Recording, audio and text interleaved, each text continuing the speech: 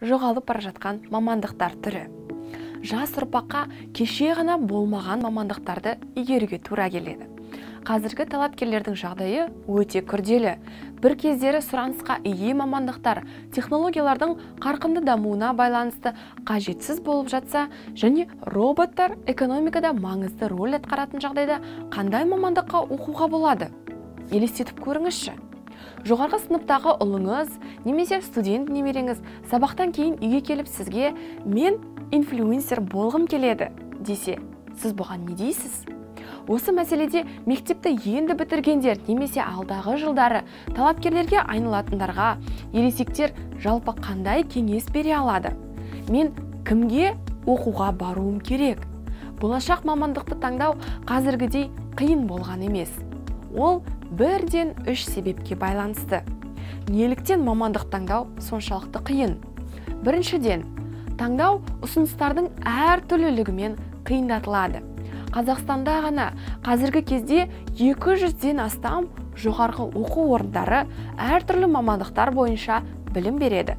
Егер бұған басқа көрші елдердің, Шығыс Еуропаның, Ұлыбританияның ақш университеттерін қоссақшы, көздерің жүгіріп кетеді. Екіншіден, технология саласындағы жетістіктер еңбек нарығына жылдам және аяусыз өзгерістер енгізуде. 20 ғасырдың екінші жартысында, тіпті 21 ғасырдың алғашқы жылдарында үлкен сұранысқа ие болған сан алуан мамандықтар қазір барған сайын перспективасыз болып келеді. Сондықтан дұрыс таңдай жасай алмай, жас өміріңді болашағы жоқ мамандықты игеруге жұмсап қою қаупі үлкен. Содан кейін сен жұмыс берушілерге қажетсіз маман болып шығасың. Үшінші, қиындық. Бұл технологияның қарқынды дамуы мүлдем жаңа мамандықтарға деген сұранысты тудыруында. Бірақ әзірге олар еш жерде тіпті мүлдем оқытылмайды. Өйткені университеттердің оқу бағдарламалы нарықта болып жатқан өзгерістерден қалып қоюда. Және де жаңа мамандықтарды меңгеріп, оны үйрете алатын білікті мұғалімдер де жоқ. Нақты мысал, Data Scientist, деректер ғалымы деп аударылған. Бұл қазіргі заманғы ақпараттық технологиялар үлкен көлемдегі деректерді, яғни Big Data, жинау және сақтау қабілетіне ие болуына байланысты туындаған ең перспективалы жаңа мамандықтардың бірі деп есептелінеді. Осындай үлкен деректерді талдауда жеке компанияларда, мысалы, олардың өніміне деген сұранысты, немесе жарнамалық компанияларды дайындауды, сондай-ақ денсаулық сақтау, немесе терроризммен күрес саласындағы бағдарламаларды әзірлейтін мемлекеттік органдарды да қызықтырады. Алайда, Data Scientist болашақта көп мөлшерде қажет болатынын түсіну тек соңғы жылдары пайда болды. Үлкен деректер термині осы 10 жылдықтың басында ғана кең қолданысқа ене бастады. Сондықтан мұндай мамандықты мақсатты даярлаудың кең жүйесін құру туралы мәселе көтерілмейді. Дегенмен, кейбір университеттер қажетті курстарды ұсына бастады. Қандай мамандықтардың болашағы айқын емес. Қысқаша айтқанда, талапкерлерге бүгін кім болғысы келетінін және нақты қай жерде оқитынын шешіп қана қоймай, сонымен қатар таңдаған мамандықтың орта және ұзақ мерзімді перспективаларына мұқият қарау керек. Мәселен, интернеттегі бәсекелестікке байланысты баспа өнімдеріне, әсіресе газеттерге деген сұраныстың үнемі төмендеп келе жатқанын біле отырып, баспаға шығу тұрарлық па? Ал 10-15 жылдан кейін газетші мамандығы әрі де бола ма? Әлде барлық журналистер аудиовизуалды немесе интернетте ғана жұмыс жасай ма? Сол уақытта баспа және кітап сату ісінде қандай өзгерістер болады? Кітапханалар не болады? Әртүрлі мамандықтардың болашағын нақты болжау мүмкін емес, бірақ басты тенденция айқын. Сандық технологиялар біздің өміріміздің барлық салаларына тереңірек енеді, және бұл әртүрлі салалардың жұмысшыларына әсер етеді. Осылайша, соңғы компьютерлік бағдарламалар классикалық кеңсе қызметшілері мен бухгалтерлерді алмастыра бастайды. Интернет-банкингтің дамуы көптеген банк қызметкерлерін артық етті. Бағаны оқудың автоматтандырылған жүйелері және қолма-қол емес төлемдер супермаркеттегі көптеген кассирлердің жұмысынан айырды. өздігінен басқарылатын автомобильдер, автобустар мен поездар жүргізушілері мен машинистерсіз, ал өндірістік роботтармен жабдықталған зауыттар қызметшілерсіз жұмыс жасай алады. Автоматтандыру мен роботтандыру шамамен осы ғасырдың ортасына дейін тіпті одан да ертерек дамыған экономикалардағы қазіргі жұмыс орындарының 1/3 немесе жартысына дейін орнын басуы мүмкін деген болжамдар бар. Бірақ сонымен бірге көптеген жаңа жұмыс орындары пайда болады. Олар қандай мамандықтар?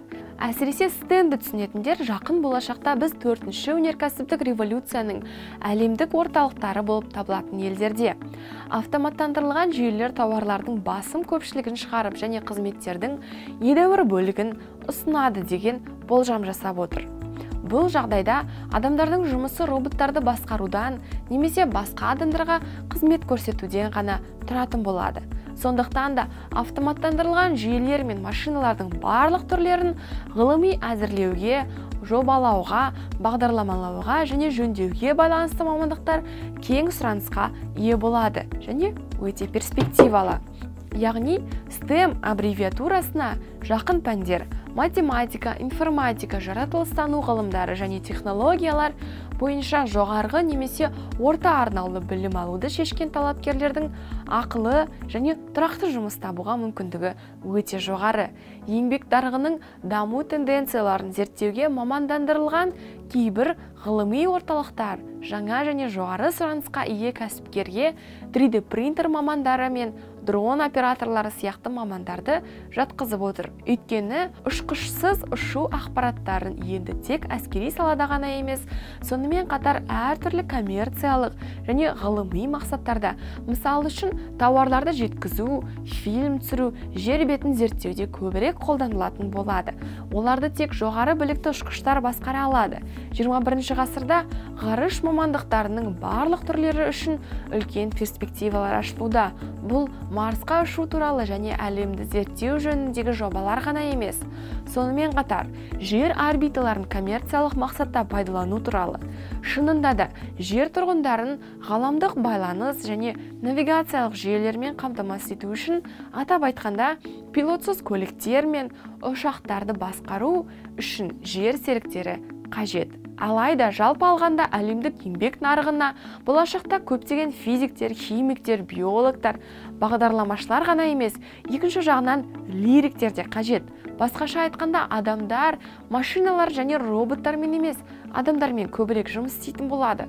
Бұл ең алдымен әртүрлі профильдегі дәрігерлер мен оқытушылар, қоғамда технология физикалық еңбекті қаншалықты белсенді алмастыратын болса, соғұрлым адамдардың денсаулығы мен біліміне көп көңіл бөліне бастайды. Қалай болғанда да сапалы білім балаларға, мектеп оқушыларына және студенттерге ғана емес, ересектерге де қажет болады.